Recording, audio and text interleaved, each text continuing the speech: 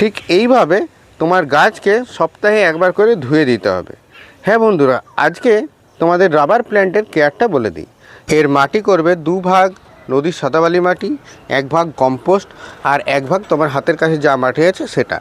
এই গাছকে বসানোর 1 মাস পর থেকে খাবার দেবে, যেটা হলো 19-19-19 এনপিকে 1 লিটার জলে 1 গ্রাম দিয়ে গুলে গাছকে স্প্রে করে দেবে এবং 250 ml জল গাছের গোড়াতে ঢেলে দেবে। গাছকে জল কেমন দেবে? এই গাছ তার গোড়াতে জল জমুক পছন্দ করে না, তাই মাটি শুকিয়ে যাবে তারপরে জল দেবে। কিন্তু মাটিতে জলের অভাব যেন না ঘটে, নাহলে পাতাগুলো পড়তে থাকবে। গাছে তেমন কোনো রোগ পোকা হয় না, তাই আমাদের তেমন কোনো ফাঙ্গিসাইড বা পেস্টিসাইড স্প্রে করার দরকার নেই। তবে হ্যাঁ, যেটা প্রথমে দেখিয়েছি, গাছে সপ্তাহে একবার করে জলের স্প্রে করে দেবে। আর এই গাছে তেমন কোনো কেয়ার নেই।